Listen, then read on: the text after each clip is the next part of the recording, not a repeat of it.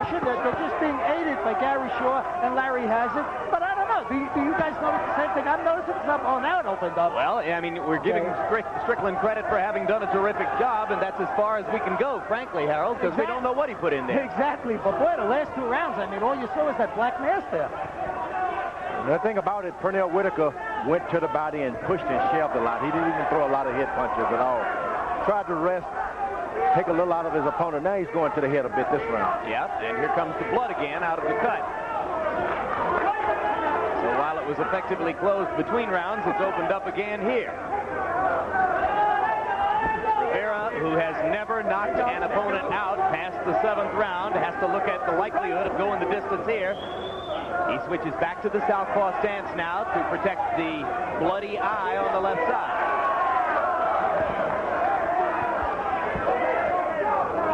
Whitaker looking for a chance to pop to the body as he holds Rivera with his right arm.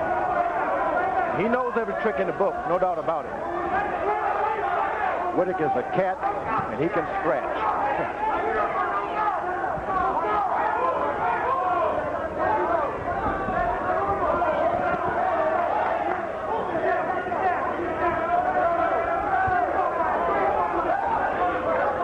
Is taking the charge with the left with his right jab, and that should never happen with a taller opponent. Good hard right hand by Rivera as Whitaker was stepping in. And Rivera now landing the harder shots and backing Whitaker up round after round. This could get interesting. You saw that Harold has it with only a 1-point margin after 7 rounds. Whitaker's pretty smart. He picks a fight and he steps out of there. That's what you want to do with the younger fighter. Make them expend some of that energy. Pick the fight, but don't get into it. Back away once they start swinging. That's about the ugliest right hand I've ever seen.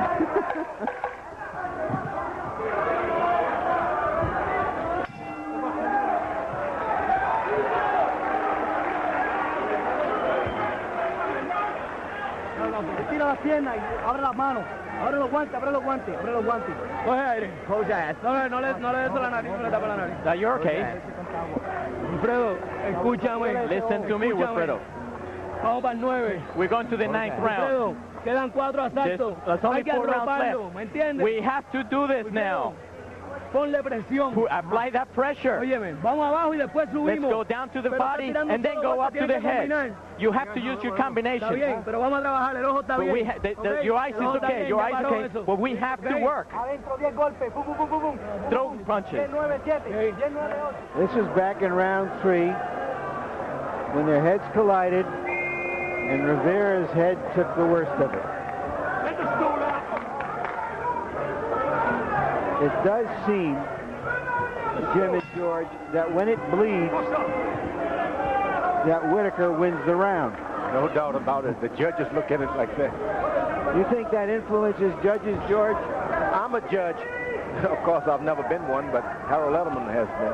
I'd look at that blood and say, oh, the guy's getting crushed.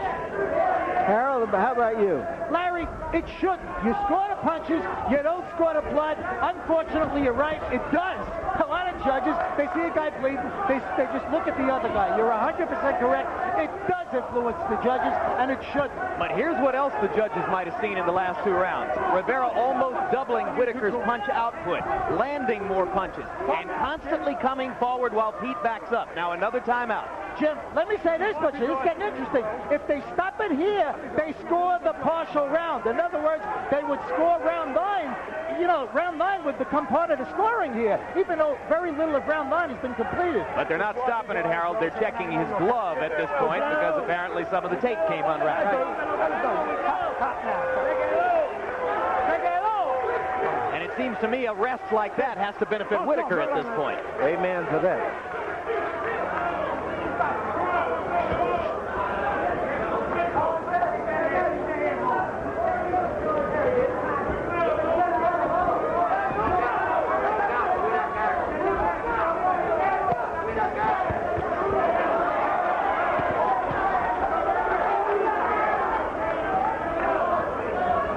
Knows that Rivera's corner has told him to get out there and get on top of this guy, try to finish him out. And now he can just step and jab, jab, jab, step away. A occasionally open up with a combination, but maintain, he thinks, his lead. Now here comes the blood again.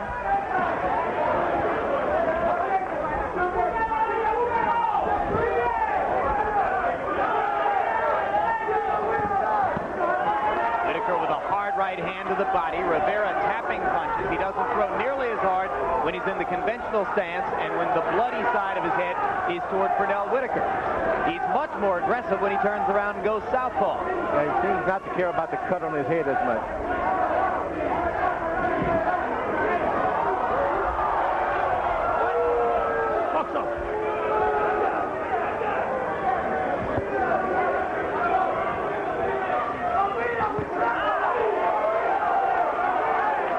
Crowd not quite certain what they're watching in a lot of instances here. Of course, they don't have the benefit of a replay to see that the cut came from an accidental headbutt. Whitaker lands a hard right hand coming in, and Rivera switches back to the southpaw side.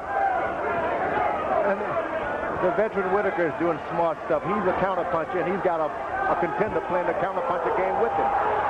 Things just couldn't be better for him. Whitaker just missed a haymaker left.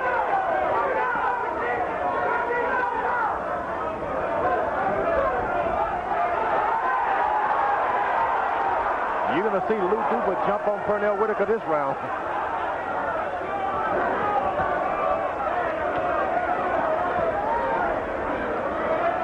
Whitaker drops his right hand down. This is beginning to look a little bit like a bullfight, with the bullfighter just poking blood from the bull.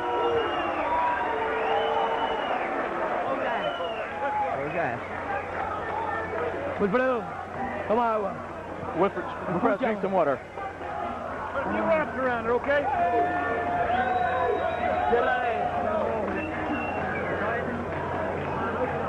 Wilfredo, ¿me oye? Sí. Look at that punch output for Whitaker, guys. He only threw 38 punches in the round. You have to keep applying that pressure. You keep working. Oye, Listen to me. Wilfredo, ese es el trabajo. Tiene que trabajar más. Rebound. You got him like that. All right, come on. Let's go. Let's get them together, man. Get the combinations off. That's all we need. Earlier we showed you Rivera stepping on Whitaker's foot and hitting. And here you're seeing just the opposite. Whitaker stepping on Rivera's foot. It often happens with left-handers when they meet, changing stances. It's inadvertent, but it does affect what happens when they do step on each other's feet. Rivera begins round 10 with a right hand lead. Whitaker pecking and moving. And Harold Letterman now has Rivera leading the fight.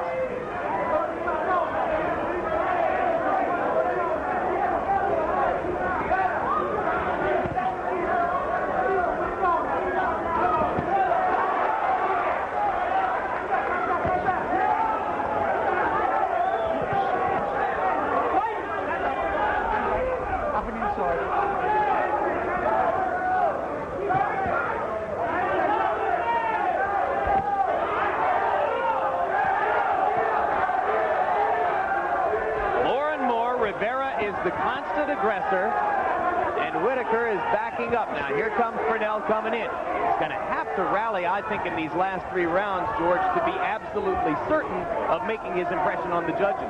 You know, the thing about Whitaker's been landing some hard shots. And once you do that, you have a tendency to ease up and say, I heard him, why throw a whole bunch more? I'm winning the round. Not looked at sometimes by the judges. They see you just didn't throw a lot of punches. They don't even count the hardness of your shot.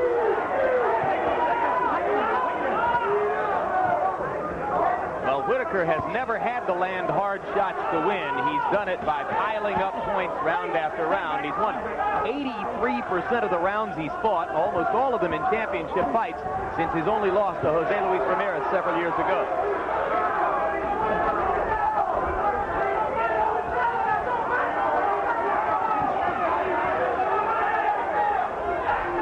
Pernell's mouth constantly open as he breathes through his mouth. Of course, both fighters have a right to be tired as they come through the 10th.